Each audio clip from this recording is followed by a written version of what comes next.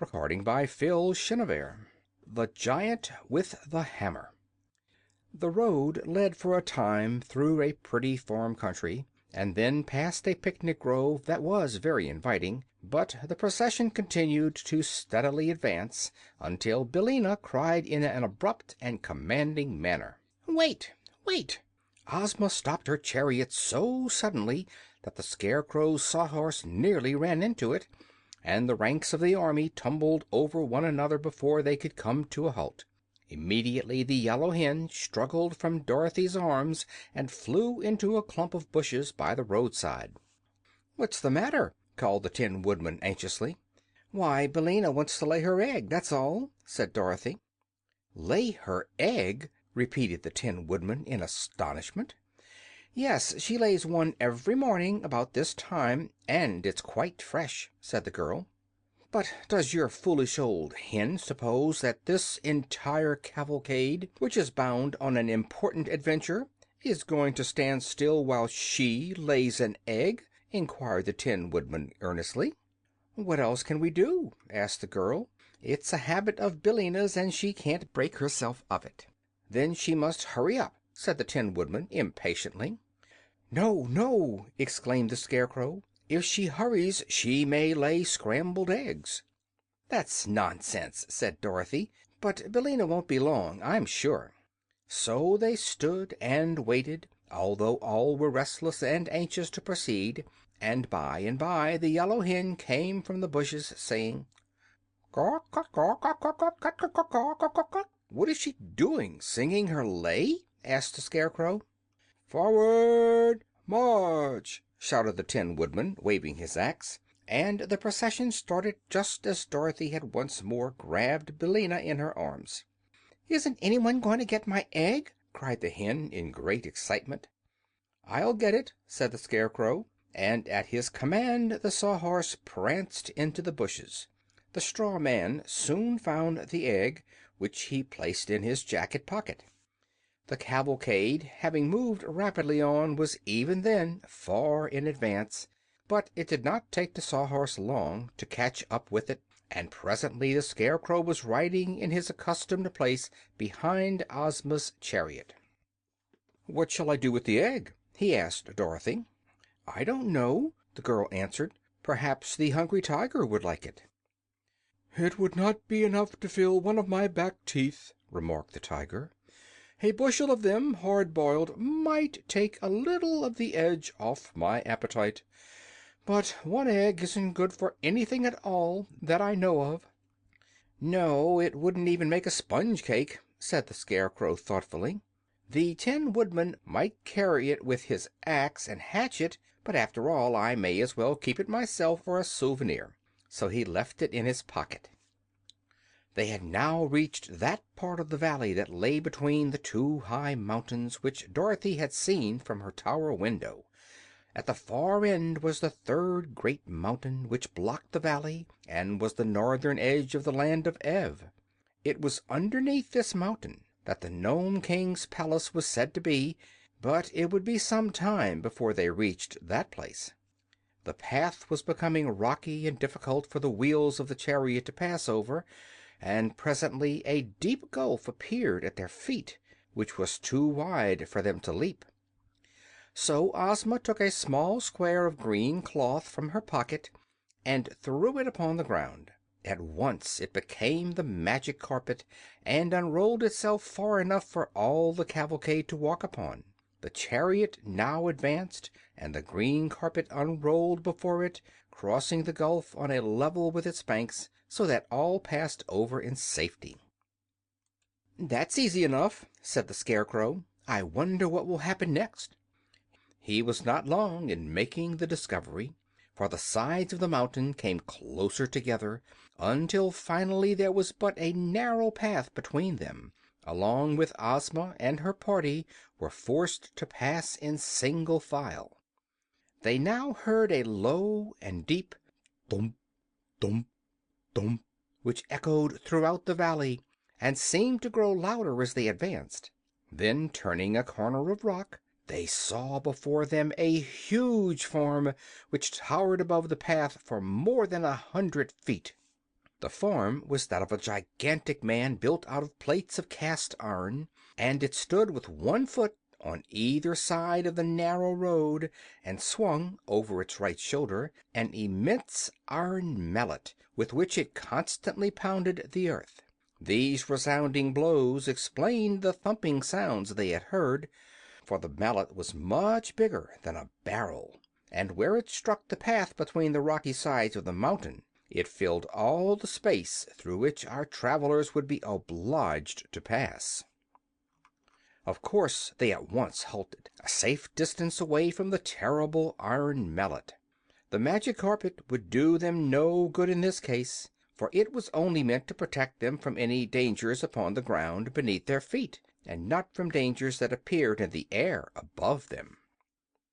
"Wow!" said the Cowardly Lion with a shudder. "It makes me dreadfully nervous to see that big hammer pounding so near my head. One blow would crush me into a doormat." "The Iron Giant is a fine fellow," said Tik-Tok, "and works as steadily as a clock. He was made for the Nome King by Smith and Tinker, who made me, and his duty is to keep folks from finding the underground palace. Is he not a great work of art?" "Can he think and speak as you do?" asked Ozma, regarding the giant with wondering eyes. "No," replied the machine.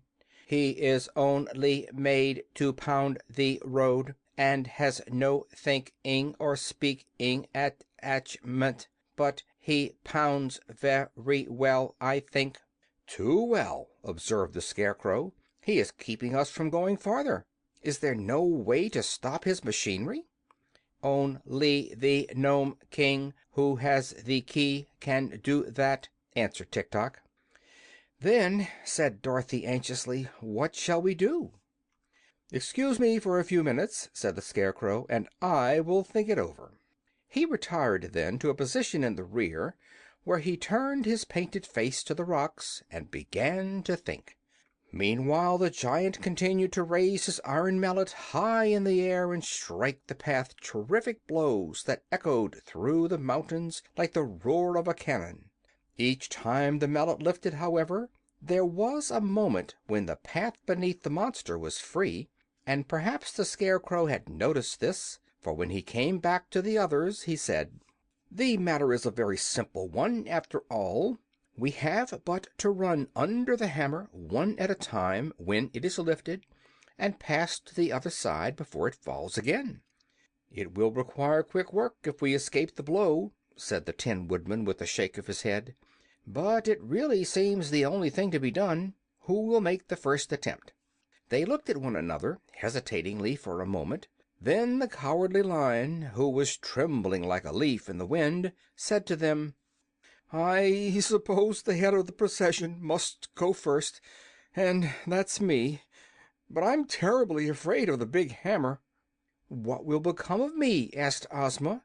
"You might rush under the hammer yourself, but the chariot would surely be crushed." "We must leave the chariot," said the Scarecrow, "but you two girls can ride upon the backs of the Lion and the Tiger." So this was decided upon, and Ozma, as soon as the Lion was unfastened from the chariot, at once mounted the beast's back and said she was ready. "Cling fast to his mane," advised Dorothy. "I used to ride him myself, and that's the way I held on." So Ozma clung fast to the mane, and the Lion crouched in the path and eyed the swinging mallet carefully until he knew just the instant it would begin to rise in the air. Then, before anyone thought he was ready, he made a sudden leap straight between the Iron Giant's legs, and before the mallet struck the ground again the Lion and Ozma were safe on the other side. The Tiger went next. Dorothy sat upon his back and locked her arms around his striped neck, for he had no mane to cling to.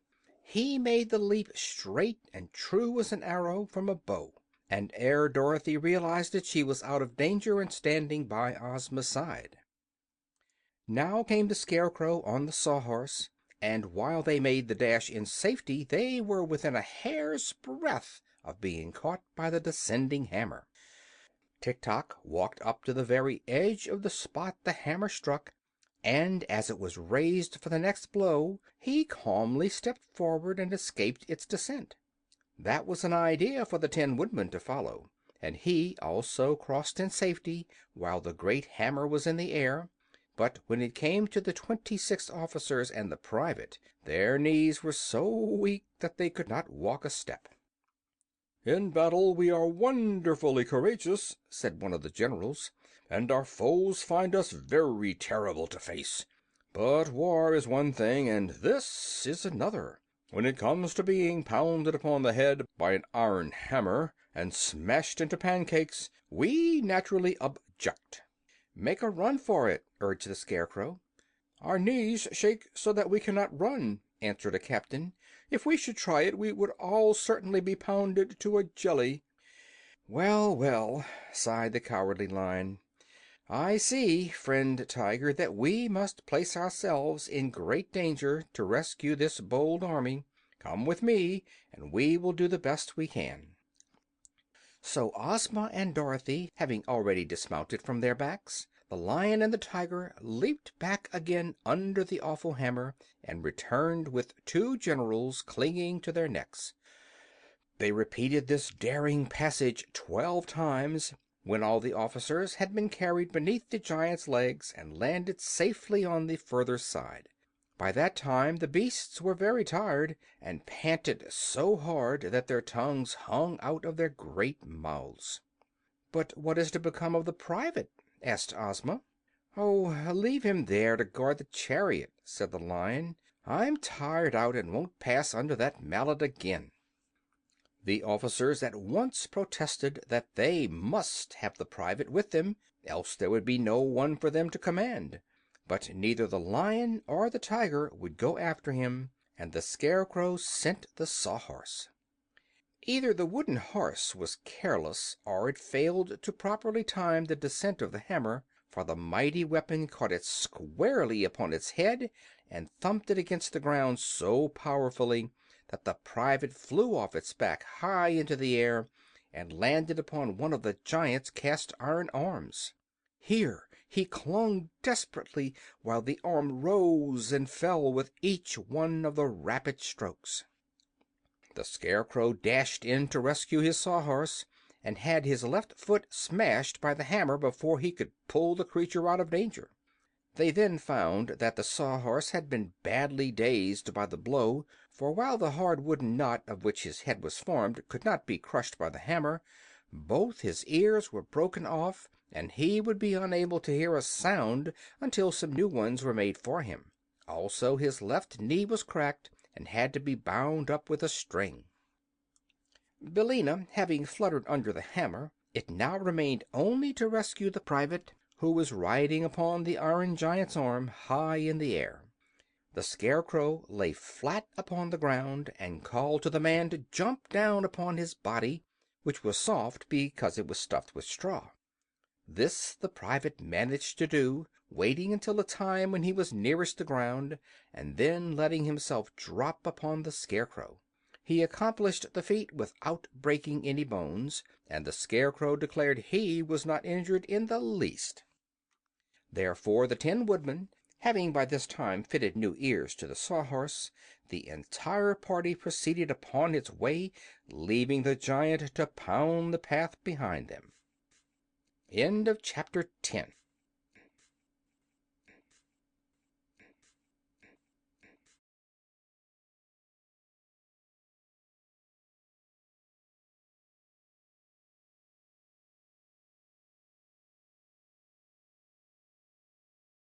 Recording by Phil Chenevert. The Nome King. By and by, when they drew near to the mountain that blocked their path, which was the furthermost edge of the kingdom of Ev, the way grew dark and gloomy for the reason that the high peaks on either side shut out the sunshine. And it was very silent, too, as there were no birds to sing or squirrels to chatter, the trees being left far behind them and only the bare rocks remaining. Ozma and Dorothy were a little awed by the silence, and all the others were quiet and grave except the Sawhorse, which, as it trotted along with the Scarecrow upon its back, hummed a queer song of which this was the chorus: "Would a wooden horse in a woodland go? I sigh he would, although had he not a wooden head he'd mount the mountain top instead." But no one paid any attention to this, because they were now close to the Nome King's dominions, and his splendid underground palace could not be very far away. Suddenly they heard a shout of jeering laughter and stopped short. They would have to stop in a minute, anyway, for the huge mountain barred their further progress, and the path ran close up to a wall of rock and ended. "Who was that laughing?" asked Ozma. There was no reply, but in the gloom they could see strange forms flit across the face of the rock. Whatever the creations might be, they seemed very like the rock itself, for they were the color of rocks, and their shapes were as rough and rugged as if they had been broken away from the side of the mountain. They kept close to the steep cliff facing our friends, and glided up and down and this way and that, with a lack of regularity that was quite confusing, and they seemed not to need places to rest their feet, but clung to the surface of the rock as a fly does to a window pane, and were never still for a moment. "Do not mind them," said Tik-Tok, as Dorothy shrank back. "They are only the Nomes." "And what are Nomes?" asked the girl, half frightened. "They are rock fairies, and serve the Nome King," replied the machine. "But they will do us no harm. You must call for the King, because without him you can never find the entrance to the palace." "You call," said Dorothy to Ozma. Just then the Nomes laughed again, and the sound was so weird and disheartening that the 26 officers commanded the private to "right about face," and they all started to run as fast as they could. The Tin Woodman at once pursued his army and cried "Halt!" and when they had stopped their flight he asked, "Where are you going?" "I find I've forgotten the brush for my whiskers," said a general, trembling with fear. So we are going back after it." "That is impossible," replied the Tin Woodman, "for the giant with the hammer would kill you all if you tried to pass him." "Oh, I'd forgotten the giant," said the general, turning pale. "You seem to forget a good many things," remarked the Tin Woodman. "I hope you won't forget that you are brave men." "Never!" cried the general, slapping his gold-embroidered chest. "Never!" cried all the other officers, indignantly slapping their chests. "For my part," said the private, meekly, "I must obey my officers; so when I am told to run, I run, and when I am told to fight, I fight." "That is right," agreed the Tin Woodman. "And now you must all come back to Ozma and obey her orders, and if you try to run away again I will have her reduce all the 26 officers to privates, and make the private your general." This terrible threat so frightened them that they at once returned to where Ozma was standing beside the Cowardly Lion. Then Ozma cried out in a loud voice: "I demand that the Nome King appear to us." There was no reply, except that the shifting nomes upon the mountain laughed in derision. "You must not command the Nome King," said Tik-Tok, "for you do not rule him as you do your own people." So Ozma called again, saying: "I request the Nome King to appear to us." Only the mocking laughter replied to her, and the shadowy nomes continued to flit here and there upon the rocky cliff. "Try entreaty," said Tik-Tok to Ozma. "If he will not come at your request, then the Nome King may listen to your pleading." Ozma looked around her proudly. "Do you wish your ruler to plead with this wicked Nome King?" she asked. Shall Ozma of Oz humble herself to a creature who lives in an underground kingdom? No! They all shouted with big voices, and the Scarecrow added, "If he will not come, we will dig him out of his hole like a fox, and conquer his stubbornness. But our sweet little ruler must always maintain her dignity, just as I maintain mine." "I'm not afraid to plead with him," said Dorothy. "I'm only a little girl from Kansas, and we've got more dignity at home than we know what to do with. I'll call the Nome King." "Do," said the Hungry Tiger, "and if he makes hash of you I'll willingly eat you for breakfast tomorrow morning." So Dorothy stepped forward and said, "Please, Mr. Nome King, come here and see us." The Nomes started to laugh again, but a low growl came from the mountain, and in a flash they had all vanished from sight and were silent. Then a door in the rock opened, and a voice cried, "Enter!" "Isn't it a trick?" asked the Tin Woodman. "Never mind," replied Ozma. "We came here to rescue the poor Queen of Ev and her 10 children, and we must run some risks to do it." "The Nome King is honest and good-natured," said Tik-Tok. "You can trust him to do what is right." So Ozma led the way, hand in hand with Dorothy, and they passed through the arched doorway of rock and entered a long passage which was lighted by jewels set in the walls and having lamps behind them. There was no one to escort them or to show them the way, but all the party pressed through the passage until they came to a round, domed cavern that was grandly furnished. In the center of this room was a throne carved out of a solid boulder of rock, rude and rugged in shape, but glittering with great rubies and diamonds and emeralds on every part of its surface. And upon the throne sat the Nome King. This important monarch of the underground world was a little fat man clothed in gray-brown garments that were the exact color of the rock throne in which he was seated. His bushy hair and flowing beard were also colored like the rocks, and so was his face. He wore no crown of any sort, and his only ornament was a broad, jewel-studded belt that circled his fat little body. As for his features, they seemed kindly and good-natured, and his eyes were turned merrily upon his visitors as Ozma and Dorothy stood before him, with their followers ranged in close order behind them. "Why, he looks just like Santa Claus, only he isn't the same color," whispered Dorothy to her friend; but the Nome King heard the speech, and it made him laugh aloud. "He had a red face and a round little belly that shook when he laughed like a bowl full of jelly," quoth the monarch, in a pleasant voice, and they could all see that he really did shake like jelly when he laughed. Both Ozma and Dorothy were much relieved to find the Nome King so jolly, and a minute later he waved his right hand and the girls each found a cushioned stool at her side.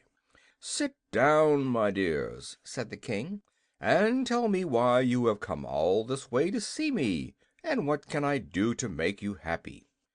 When they seated themselves the Nome King picked up a pipe, and taking a glowing red coal out of his pocket, he placed it in the bowl of the pipe and began puffing out clouds of smoke that curled in rings above his head. Dorothy thought this made the little monarch look more like Santa Claus than ever. But Ozma now began speaking, and everyone listened intently to her words.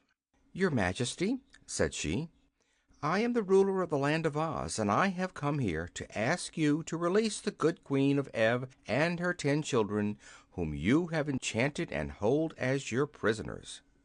"Oh, no, you are mistaken about that," replied the King. "They are not my prisoners, but my slaves, whom I purchased from the King of Ev."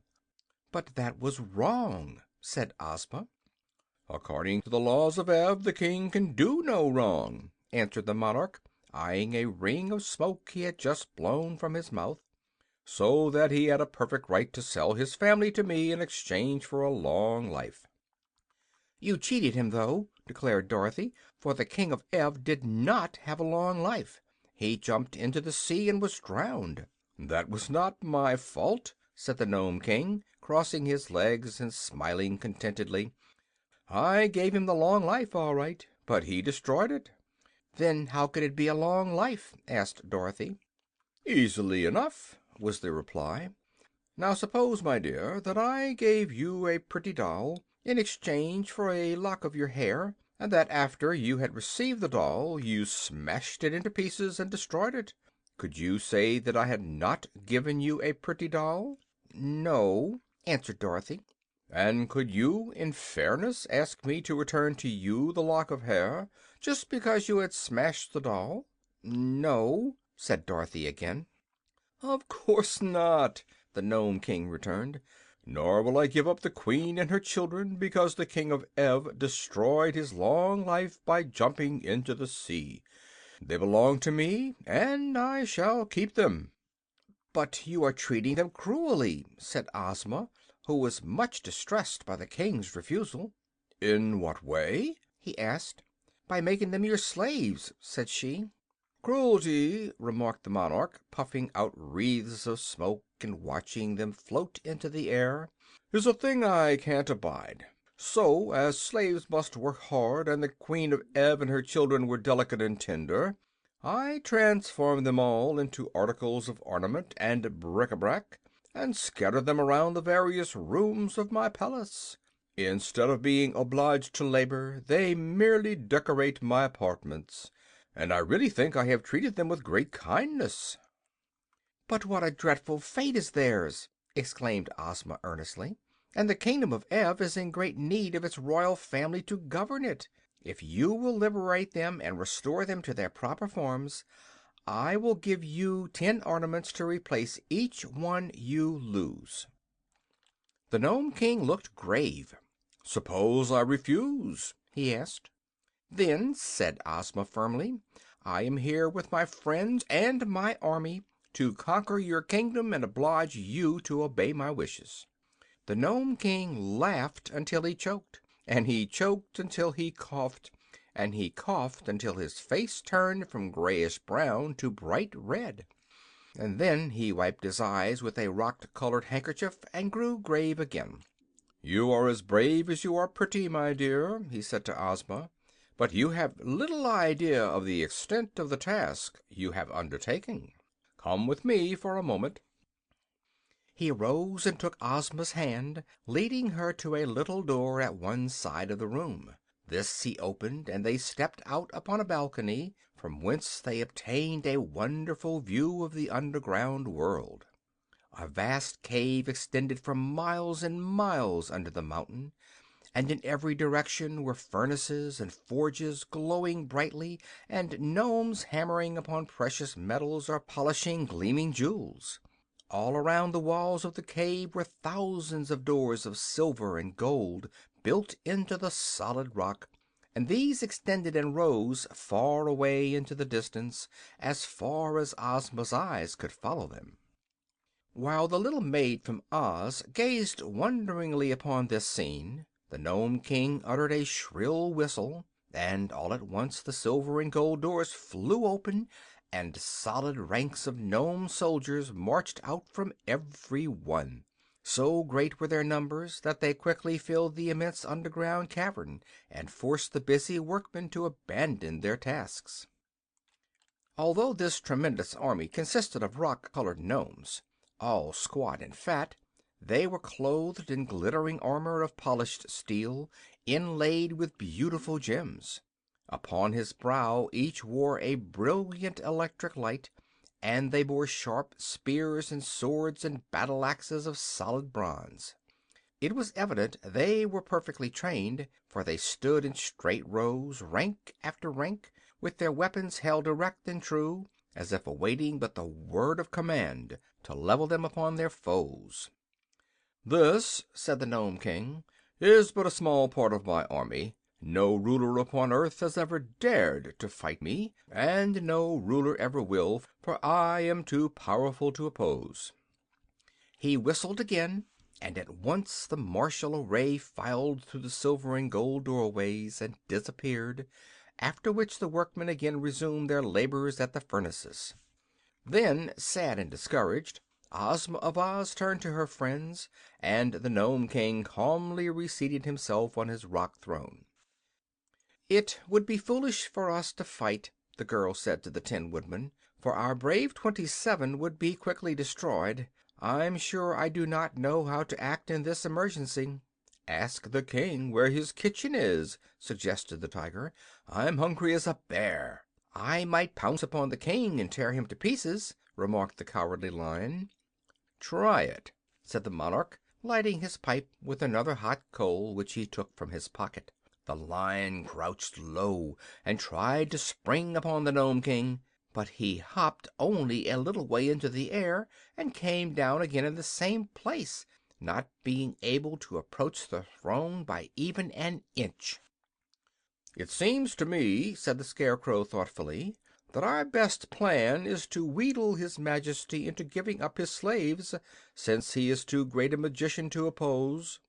"That is the most sensible thing any of you have suggested," declared the Nome King. "It is folly to threaten me, but I'm so kind-hearted that I cannot stand coaxing or wheedling. If you really wish to accomplish anything by your journey, my dear Ozma, you must coax me." "Very well," said Ozma more cheerfully. "Let us be friends and talk this over in a friendly manner." "To be sure," agreed the King, his eyes twinkling merrily. "I am very anxious," she continued, "to liberate the Queen of Ev and her children, who are now ornaments and bric-a-brac in your Majesty's palace, and to restore them to their people. Tell me, sir, how may this be accomplished?" The King remained thoughtful for a moment, after which he asked: "Are you willing to take a few chances and risks yourself in order to set free the people of Ev?" "Yes, indeed," answered Ozma eagerly. "Then," said the Nome King, "I will make you this offer. You shall go alone and unattended into my palace and examine carefully all that the rooms contain. Then you shall have permission to touch 11 different objects, pronouncing at the time the word Ev, and if any one of them, or more than one, proves to be the transformation of the Queen of Ev or any of her 10 children, then they will instantly be restored to their true forms, and may leave my palace and my kingdom in your company, without any objection whatever. It is possible for you in this way to free the entire 11. But if you do not guess all the objects correctly, and some of the slaves remain transformed, then each one of your friends and followers may, in turn, enter the palace and have the same privileges I grant you." "Oh, thank you for this kind offer," said Ozma eagerly.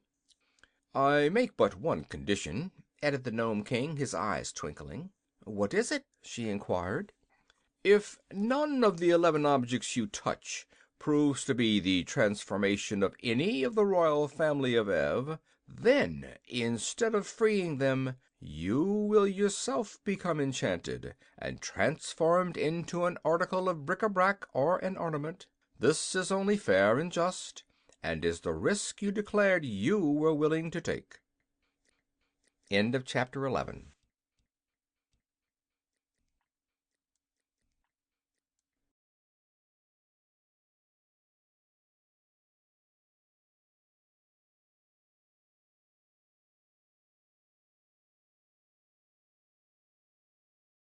Recording by Phil Chenevert. The 11 Guesses. Hearing this condition imposed by the Nome King, Ozma became silent and thoughtful, and all her friends looked at her uneasily. "Don't do it!" exclaimed Dorothy. "If you guess wrong you will be enslaved yourself." "But I shall have 11 guesses," answered Ozma. "Surely I ought to guess one object in 11 correctly. And if I do, I shall rescue one of the royal family and be safe myself.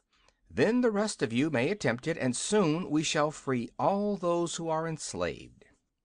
"What if we fail?" inquired the Scarecrow. "I'd look nice as a piece of bric-a-brac, wouldn't I?"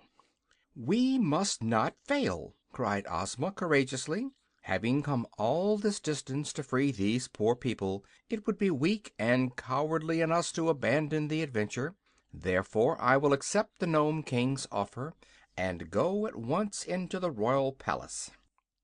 "Come along, then, my dear," said the King, climbing down from his throne with some difficulty because he was so fat. "I'll show you the way." He approached a wall of the cave and waved his hand. Instantly an opening appeared, through which Ozma, after a smiling farewell to her friends, boldly passed. She found herself in a splendid hall that was more beautiful and grand than anything she had ever beheld. The ceilings were composed of great arches that rose far above her head, and the walls and floors were of polished marble, exquisitely tinted in many colors. Thick velvet carpets were on the floor, and heavy silken draperies covered the arches leading to the various rooms of the palace. The furniture was made of rare old woods, richly carved and covered with delicate satins, and the entire palace was lighted by a mysterious rosy glow that seemed to come from no particular place, but flooded each apartment with its soft and pleasing radiance. Ozma passed from one room to another, greatly delighted by all she saw. The lovely palace had no other occupant, for the Nome King had left her at the entrance, which closed behind her, and in all the magnificent rooms there appeared to be no other person. Upon the mantels and on many shelves and brackets and tables were clustered ornaments of every description, seemingly made out of all sorts of metals, glass, china, stones, and marbles. There were vases and figures of men and animals, and graven platters and bowls, and mosaics of precious gems, and many other things. Pictures, too, were on the walls, and the underground palace was quite a museum of rare and curious and costly objects. After her first hasty examination of the rooms, Ozma began to wonder which of all the numerous ornaments they contained were the transformations of the royal family of Ev. There was nothing to guide her, for everything seemed without a spark of life.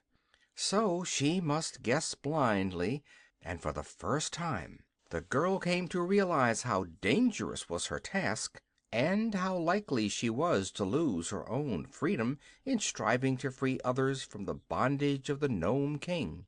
No wonder the cunning monarch laughed good-naturedly with his visitors, when he knew how easily they might be entrapped. But Ozma, having undertaken the venture, would not abandon it.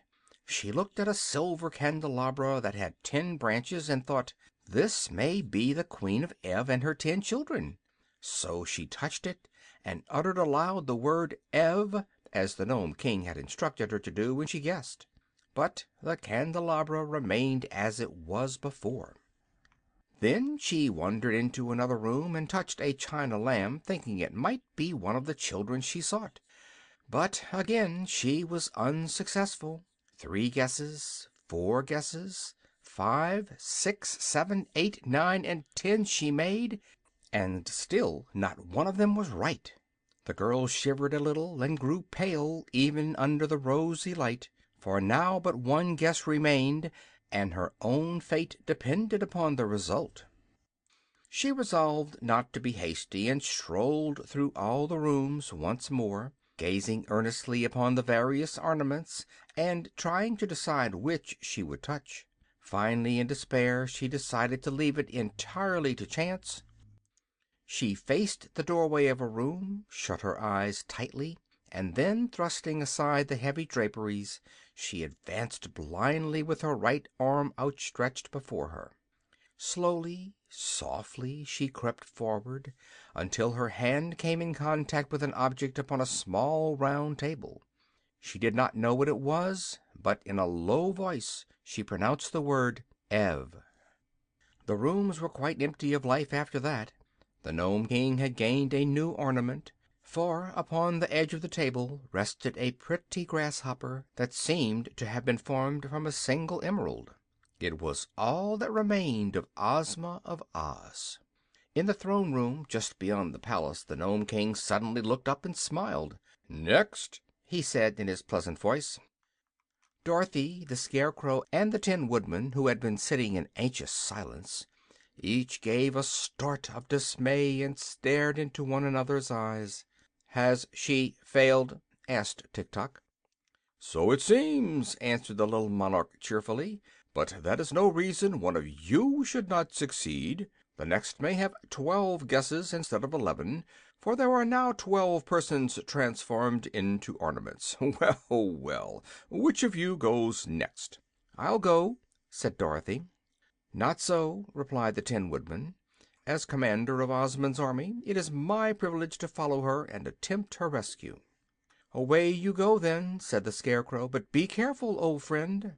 "I will," promised the Tin Woodman, and then he followed the Nome King to the entrance to the palace, and the rock closed behind him.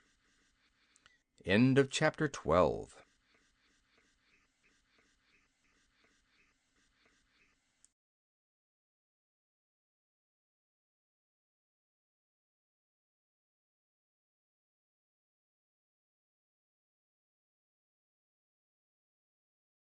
The Nome King Laughs.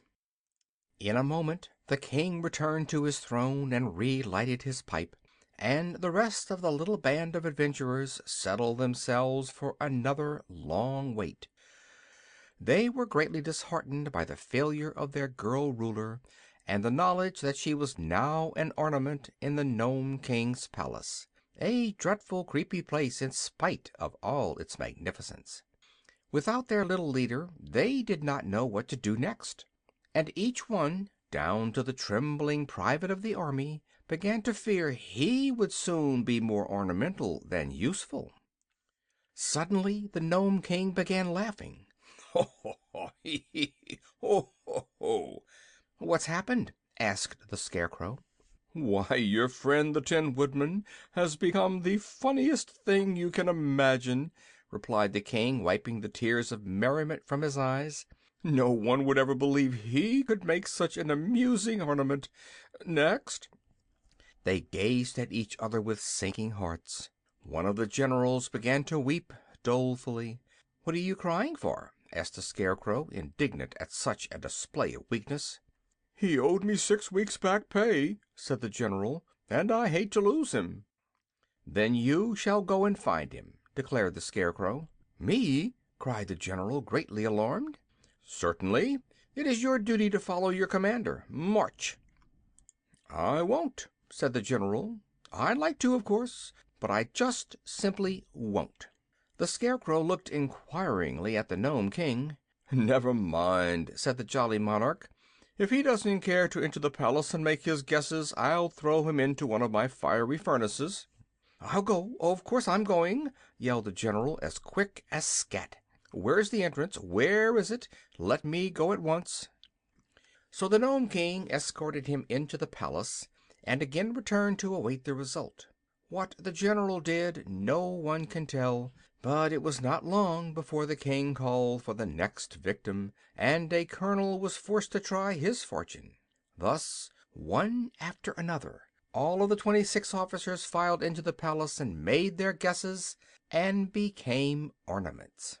Meanwhile the King ordered refreshments to be served to those waiting, and at his command a rudely shaped Nome entered, bearing a tray.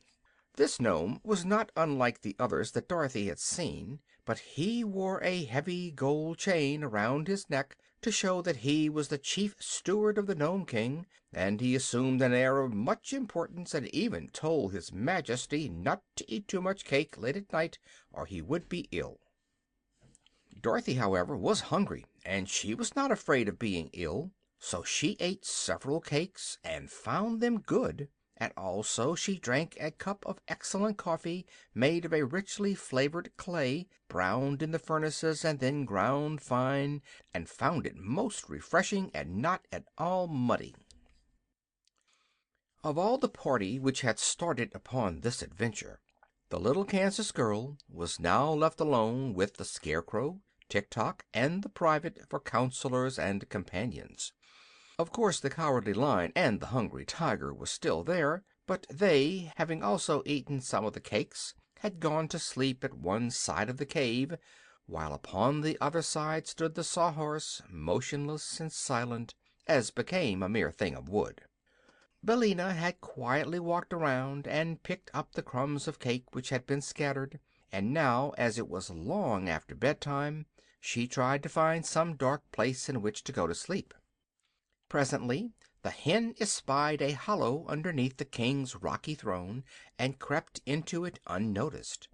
She could still hear the chattering of those around her, but it was almost dark underneath the throne, so that soon she had fallen fast asleep. "Next!" called the king, and the private, whose turn it was to enter the fatal palace, shook hands with Dorothy and the Scarecrow and bade them a sorrowful good-bye, and passed through the rocky portal.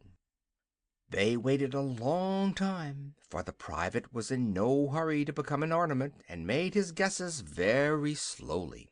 The Nome King, who seemed to know by some magical power all that took place in his beautiful rooms of his palace, grew impatient finally and declared he would sit up no longer.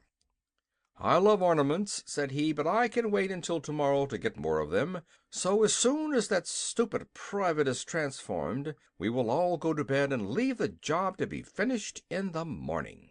"Is it so very late?" asked Dorothy. "Why, it is after midnight," said the King, "and that strikes me as being late enough.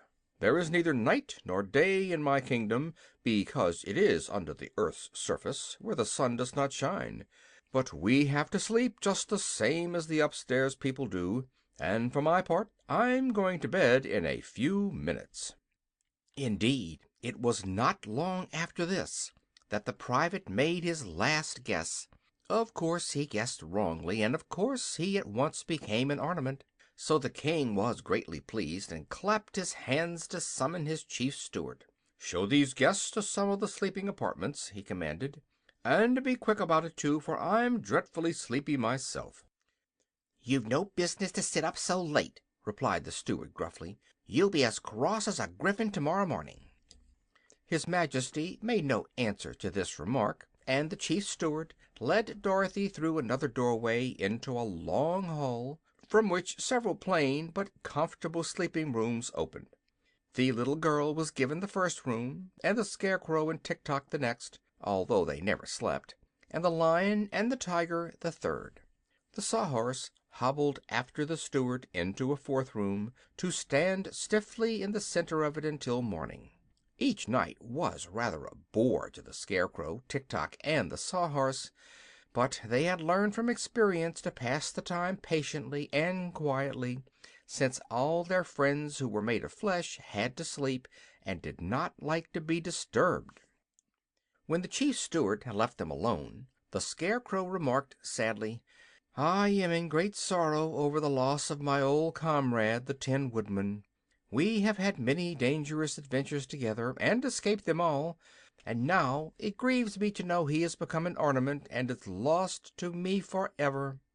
"He was always an ornament to society," said Tik-Tok. "True, but now the Nome King laughs at him, and calls him the funniest ornament in all the palace. It will hurt my poor friend's pride to be laughed at," continued the Scarecrow, sadly. Just then Dorothy ran into their room in a state of great anxiety, crying, "Where's Billina? Have you seen Billina? Is she here?" "No," answered the Scarecrow. "Then what has become of her?" asked the girl. "Why, I thought she was with you," said the Scarecrow. "Yet I do not remember seeing the yellow hen since she picked up the crumbs of cake." "We must have left her in the room where the King's throne is," decided Dorothy, and at once she turned and ran down the hall to the door through which they had entered. But it was fast closed and locked on the other side, and the heavy slab of rock proved to be so thick that no sound could pass through it. So Dorothy was forced to return to her chamber. The Cowardly Lion stuck his head into her room to try to console the girl for the loss of her feathered friend. "The yellow hen is well able to take care of herself," said he, "so don't worry about her, but try to get all the sleep you can. It has been a long and weary day, and you need rest." "I'll probably get lots of rest tomorrow when I become an ornament," said Dorothy sleepily. But she lay down upon her couch nevertheless, and in spite of all her worries was soon in the land of dreams. End of chapter 13.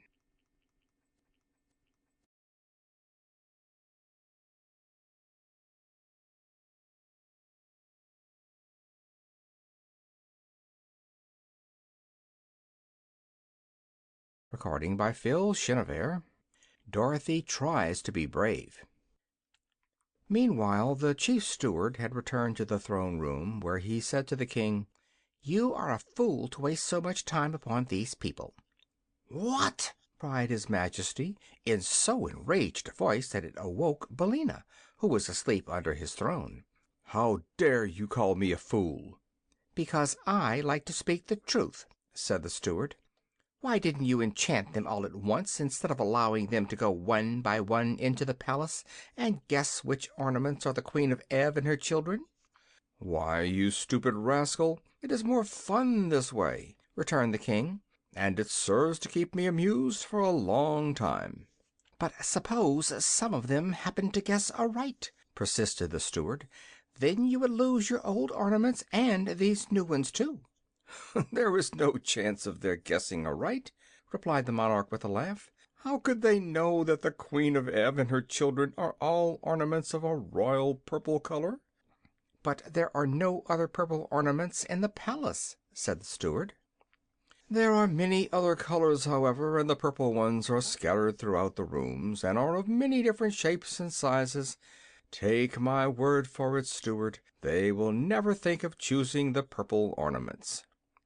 Billina, squatting under the throne, had listened carefully to all this talk, and now chuckled softly to herself as she heard the king disclose his secret. "Still, you are acting foolishly by running the chance," continued the steward roughly, "and it is still more foolish of you to transform all those people from Oz into green ornaments." "I did that because they came from the Emerald City," replied the king, "and I had no green ornaments in my collection until now. I think they look quite pretty mixed with the others, don't you?" The steward gave an angry grunt. "Have your own way, since you are the king," he growled. "But if you come to grief through your carelessness, remember that I told you so. If I wore the magic belt that enables you to work all your transformations, and gives you so much other power, I am sure I would make a much wiser and better king than you are." "Oh, cease your tiresome chatter," commanded the king, getting angry again. "Because you are my chief steward, you have an idea you can scold me as much as you please. But the very next time you become impudent, I will send you to work in the furnaces and get another Nome to fill your place. Now follow me to my chamber, for I am going to bed, and see that I am wakened early tomorrow morning. I want to enjoy the fun of transforming the rest of these people into ornaments." "What color will you make the Kansas girl?" asked the steward. "Gray, I think," said his majesty. "And the Scarecrow and the Machine Man?" "Oh, they shall be solid gold, because they are so ugly in real life." Then the voices died away, and Billina knew that the king and his steward had left the room. She fixed up some of her tail feathers that were not straight, and then tucked her head under her wing again and went to sleep. In the morning Dorothy and the Lion and Tiger were given their breakfast in their rooms, and afterward joined the king in his throne room. The Tiger complained bitterly that he was half starved, and begged to go into the palace and become an ornament, so that he would no longer suffer the pangs of hunger. "Haven't you had your breakfast?" asked the Nome King. "Oh, I had just a bite," replied the beast. "But what good is a bite to a hungry tiger?" "He ate 17 bowls of porridge, a platter full of fried sausages, 11 loaves of bread, and 21 mince pies," said the steward. "What more do you want?" demanded the king. "A fat baby. I want a fat baby," said the hungry tiger. "A nice, plump, juicy, tender, fat baby. But, of course, if I had one, my conscience would not allow me to eat it, so I'll have to be an ornament and forget my hunger." "Impossible!" exclaimed the king. "I'll have no clumsy beasts enter my palace to overturn and break all my pretty knickknacks. When the rest of your friends are transformed, you can return to the upper world and go about your business." "As for that, we have no business when our friends are gone," said the Lion, "so we do not care much what becomes of us." Dorothy begged to be allowed to go first into the palace, but Tik-Tok firmly maintained that the slave should face danger before the mistress. The Scarecrow agreed with him in that, so the Nome King opened the door for the machine man, who tramped into the palace to meet his fate. Then his Majesty returned to his throne and puffed his pipe so contentedly that a small cloud of smoke formed above his head. By and by he said: "I'm sorry there are so few of you left. Very soon now my fun will be over, and then for amusement I shall have nothing to do but admire my new ornaments." "It seems to me," said Dorothy, "that you are not so honest as you pretend to be." "How's that?" asked the King. "Why, you made us think it would be easy to guess what ornaments the people of Ev were changed into."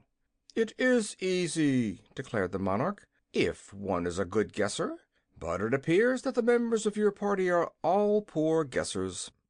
"What is Tik-Tok doing now?" asked the girl uneasily. "Nothing," replied the King with a frown. "He is standing perfectly still in the middle of a room." "Oh, I expect he's run down," said Dorothy. "I forgot to wind him up this morning. How many guesses has he made?" "All that he is allowed except one," answered the King. "Suppose you go in and wind him up, and then you can stay there and make your own guesses." "All right," said Dorothy. "It's my turn next," declared the Scarecrow.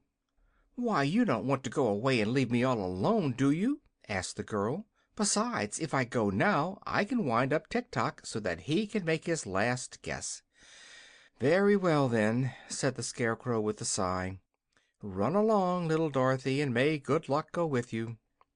So Dorothy, trying to be brave in spite of her fears, passed through the doorway into the gorgeous rooms of the palace.